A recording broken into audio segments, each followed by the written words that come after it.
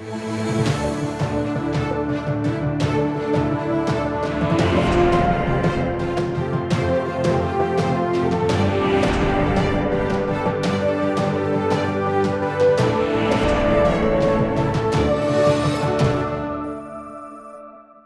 corrupção no Brasil, tão discutida nos últimos tempos, não é um fenômeno recente.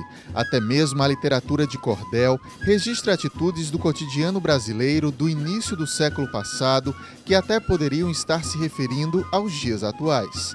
Um estudo realizado pelo professor Itamar Salles pontua vários aspectos sobre como a maneira de fazer política no passado ainda pode ser vista atualmente.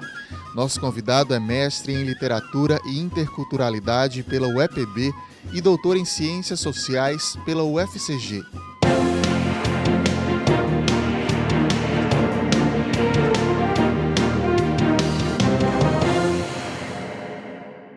Você de casa que nos acompanha, seja muito bem-vindo a mais esta edição do Câmara Debate. Professor Itamar, bem-vindo à TV Câmara mais uma vez, muito bom recebê-lo. A alegria é toda nossa em poder, de alguma forma, compartilhar com todos vocês aqui. Nós já tivemos um encontro anterior, dois, na verdade, no Câmara Aberta, onde conhecemos um pouco da sua trajetória de vida e acadêmica e depois um pouco da obra do Leandro Gomes de Barros, né, o pai do cordel no Brasil. Então a gente já entendeu um pouco a sua paixão por cordel, por estudar cordel. Mas aí vem essa novidade agora no Câmara Debate que a gente traz. De onde vem essa história de observar a corrupção representada no cordel? De onde veio a ideia, professor? A ideia é porque, meu caro Lael, o tema corrupção é um tema recorrente dos nossos dias, né? Muito falado.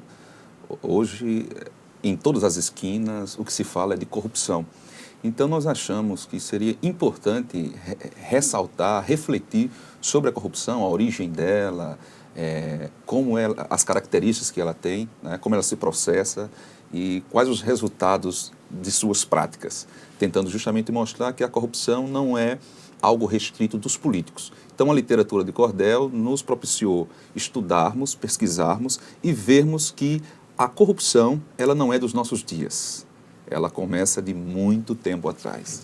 E é semelhante o que a gente presencia hoje com o que o senhor encontrou em cordéis antigos de décadas atrás? Essa corrupção representada lá é semelhante à que a gente vê hoje no noticiário, por exemplo?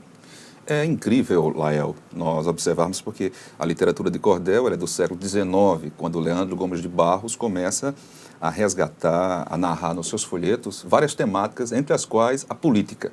E dentro da política ele ressalta também a questão da corrupção, já havendo aquela época, obviamente que o voto era restrito, mas já ele registra compra de votos, registra práticas corruptas como nepotismo, propinas, ou seja, no século XIX. Então a gente vê que não é de hoje. E a literatura de cordel, ela como uma matriz que representa um imaginário popular, traz ali as práticas políticas, culturais recorrentes da época. A gente destacou aqui algumas frases, né, algumas máximas encontradas no cordel que a gente usa até hoje, inclusive, né? Por exemplo, o povo não sabe votar, não tem consciência política e é massa de manobra.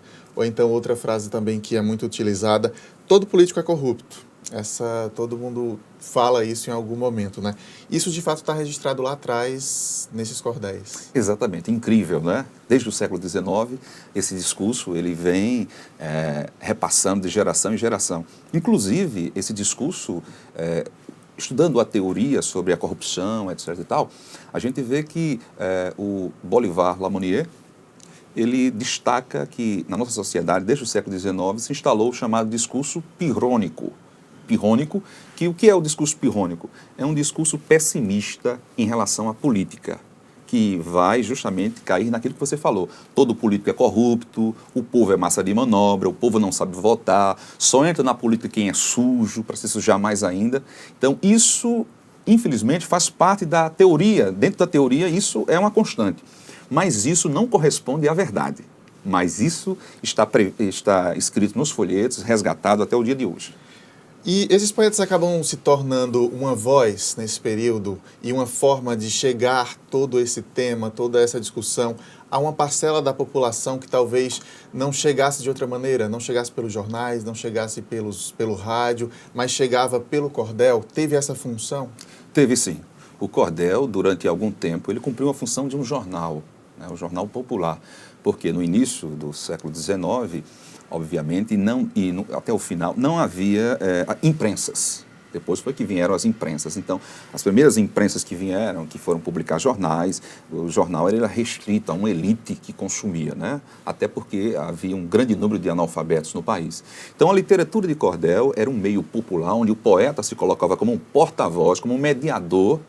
Ele transmitia para o povo aquela mensagem.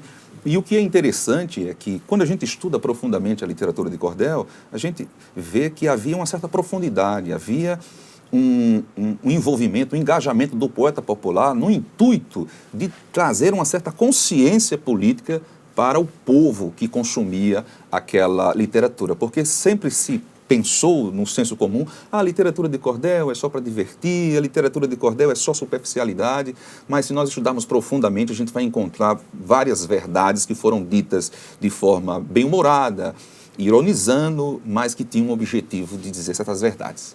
A gente acompanha hoje em dia, talvez com um pouco mais de força na atualidade, as charges, né? Todo jornal traz uma charge que eu acho que tem essa mesma função que o cordel tinha. Será que é isso?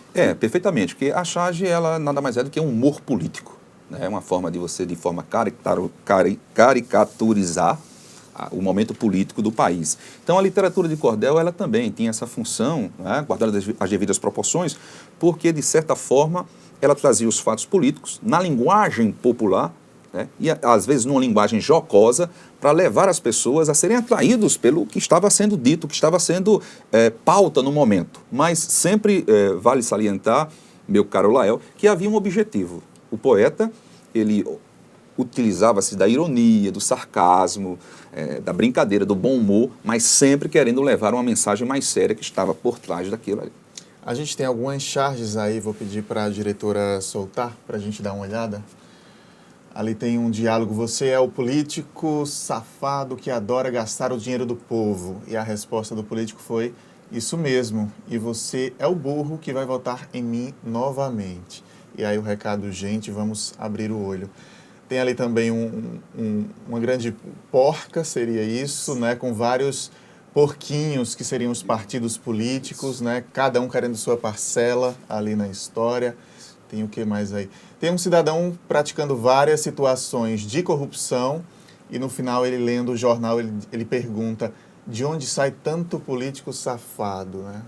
Tem isso da gente não observar às vezes, né, que a gente mesmo pratica, né, muitas vezes. Todo mundo tem as tais corrupções do dia a dia, né, professor? Tem um pouco mais de charge, deixa eu ler mais algumas. Tem essa aí, uma caveira, né, simbolizando ali: estou esperando um político honesto, que é exatamente esse discurso que o professor vinha falando, que existe até hoje. E ali tem uma passeata, né, contra a corrupção e o diálogo ali do cidadão: na volta eu passo aqui para comprar alguns DVDs piratas com você. E essa coisa do cidadão parece não identificar que ele também é um agente causador, modificador, inclusive. Ele pode modificar essa realidade ou ele pode mantê-la. Isso o cordel já trazia de alguma maneira, professor? Já trazia. É interessante observar que não existe o corrupto sem o corruptor. Não é isso? Então, de certa forma, a pessoa que se deixa corromper, ele é um agente passivo ou ativo da corrupção.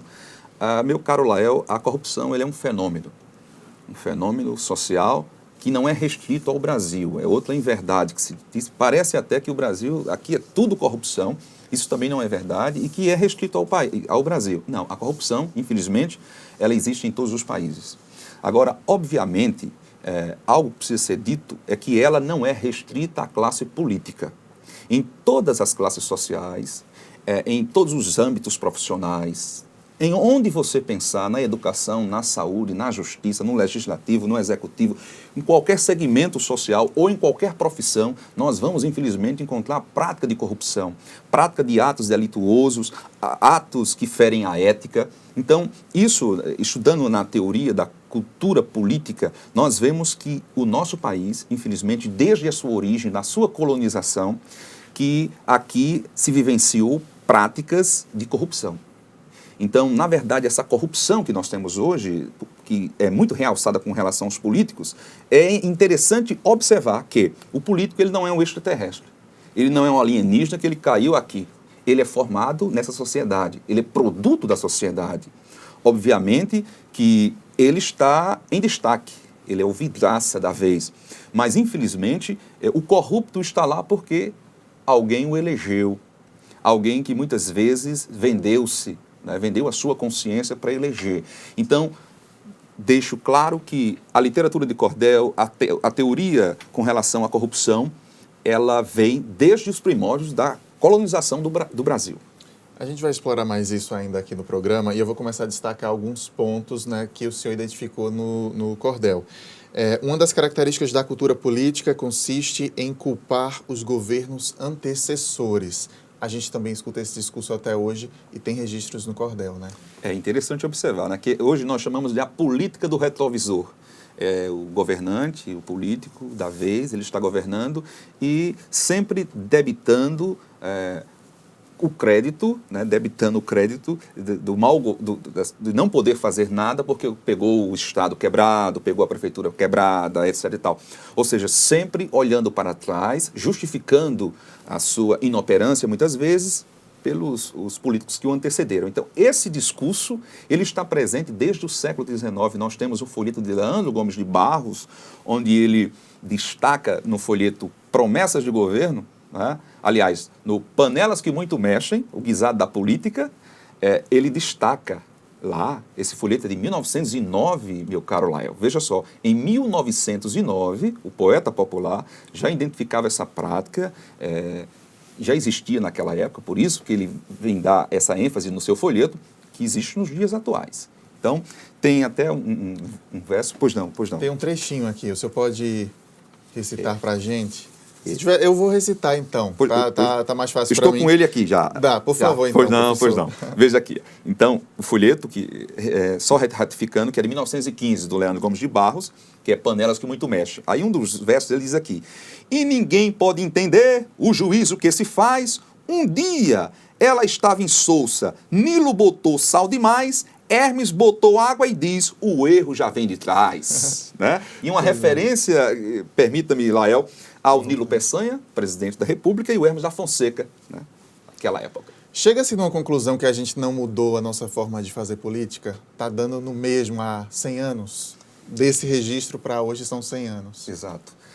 Meu caro Lael, nós não podemos negar a evolução que houve em certos aspectos, mas em termos de práticas políticas, culturais, elas vêm se repetindo há séculos. Ou seja, ela muda a nomenclatura.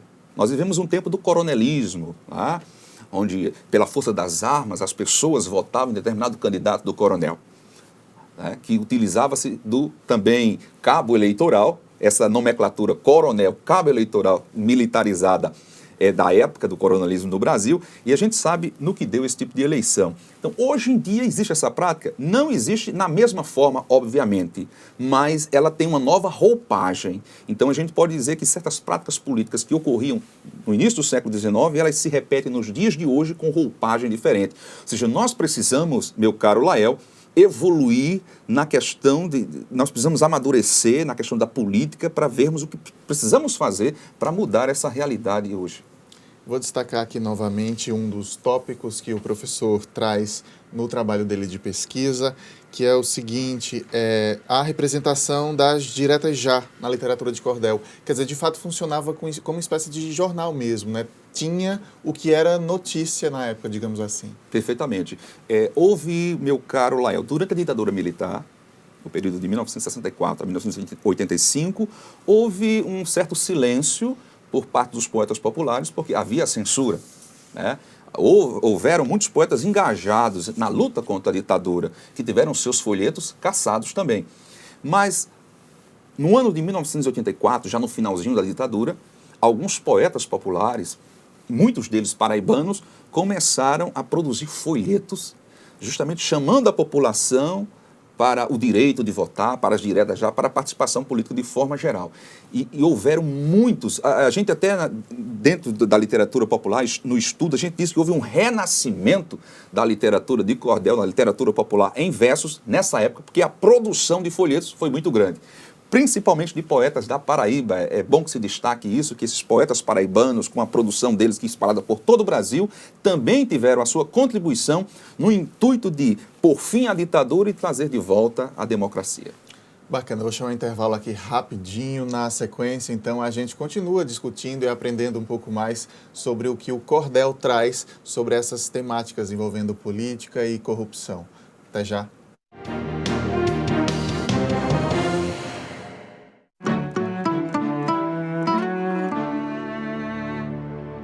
Hoje eu resolvi cantar pra essa cidade que resolveu morar em mim e que me faz bem ver o sol nascer na mão, no mar, na areia, sentir o sanhal a correr na minha veia. Hoje eu resolvi cantar pra todo mundo que faz a cidade girar, acontecer, deixar nascer no coração as coisas boas, ver esse mundo girar em volta da lagoa. Nossa gente é feita de voz, e a voz ressoa numa cidade feita de pessoas para as pessoas. Acesse joamaspessoas.com.br. Câmara Municipal de João Pessoa.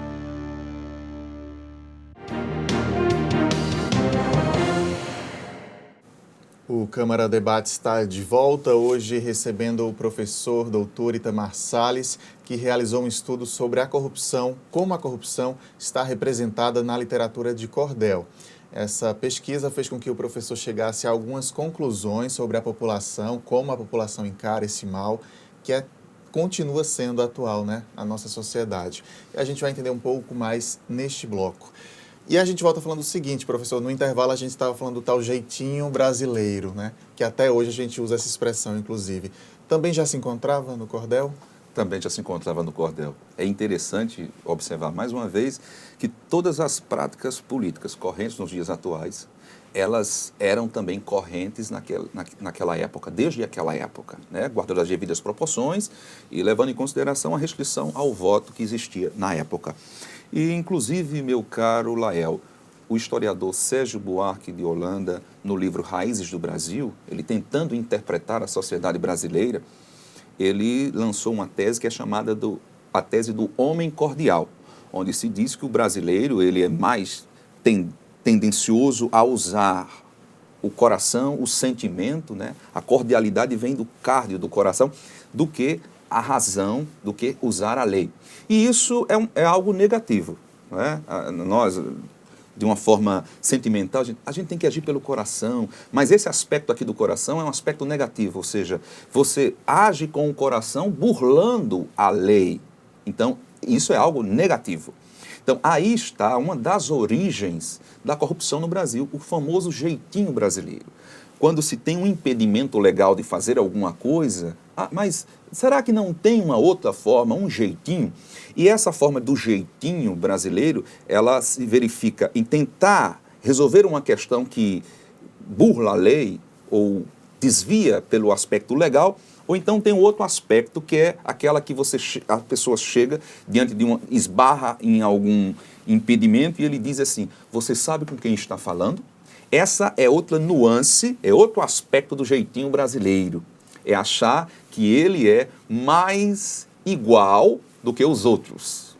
E, na verdade, essas práticas desse jeitinho brasileiro e de olha com quem eu estou falando, você sabe com quem você está falando, são práticas de corrupção.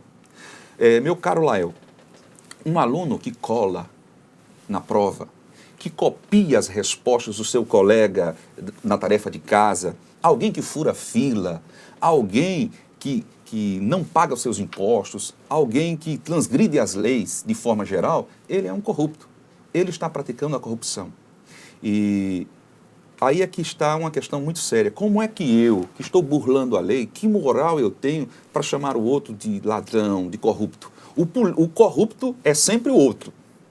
Então a nossa sociedade precisa refletir, a gente precisa mudar essas práticas, porque o corrupto começa em casa. Como eu disse no início, a corrupção na política é uma instância maior, está na visibilidade, mas infelizmente ela começou dentro de casa, começou às vezes na escola, quando esse aluno, esse filho não foi coibido, ele não foi disciplinado para fazer o que é certo porque é certo.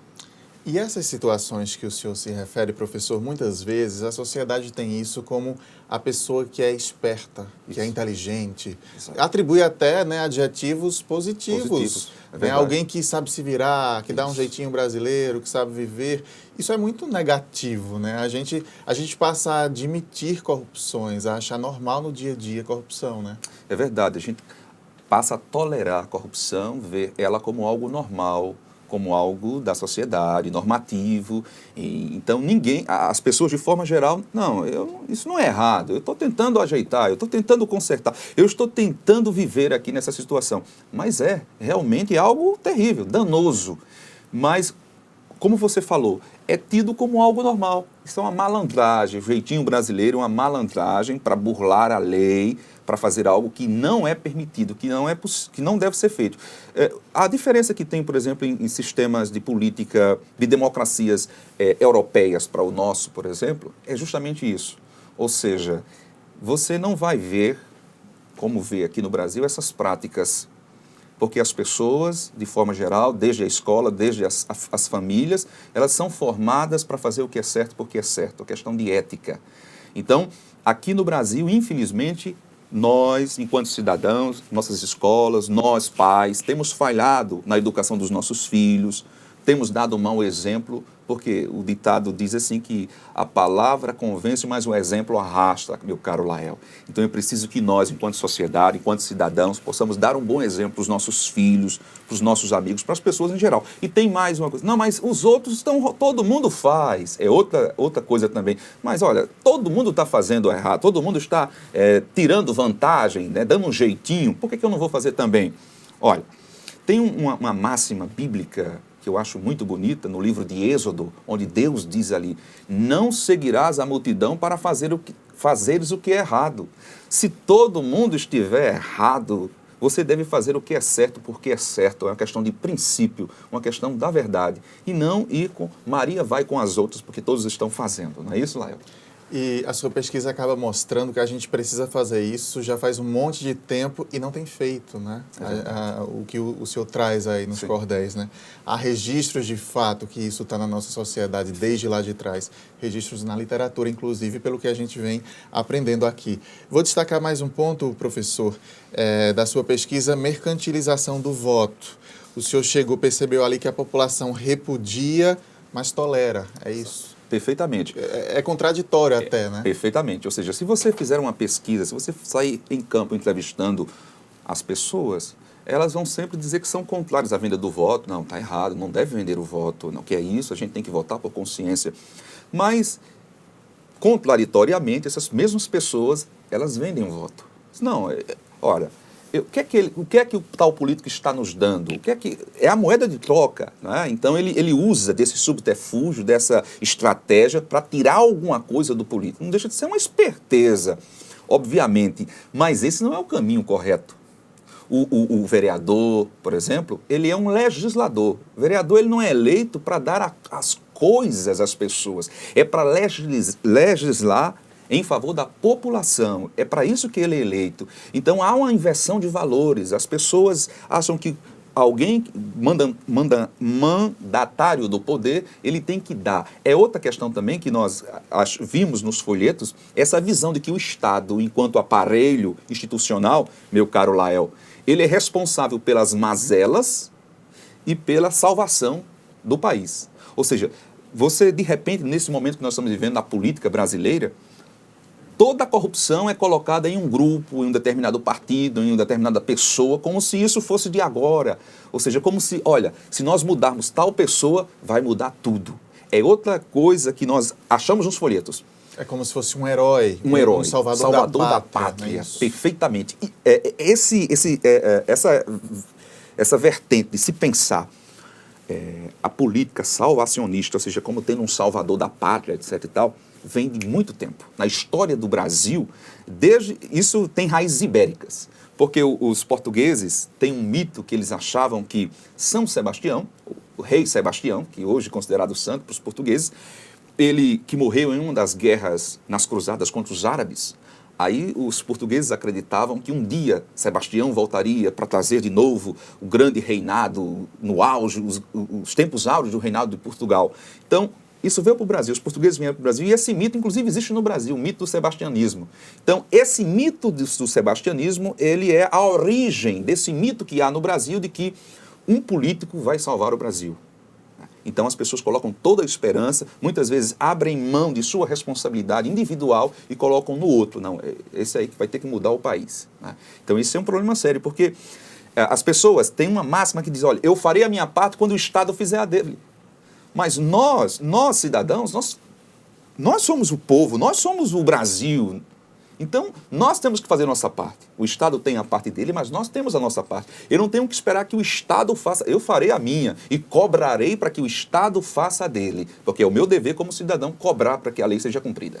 Bacana. A gente tem 2 minutinhos só, professor. Deixa eu destacar aqui também, registrar que o professor encontrou nesse trabalho também, representado no cordel, voto feminino, voto obrigatório, a representação do voto de protesto também, o político como herói que a gente acabou de fazer. Esse voto de protesto chega a ser engraçado também a gente imaginar certas situações que o cordel traz, né, professor? Perfeitamente. O que mostra claramente que essa tese defendida por alguns, de que o povo é massa de manobra, que o povo não sabe votar, não é bem assim. O povo também, usando de suas estratégias, usando de sua astúcia, ele tende a protestar contra a situação.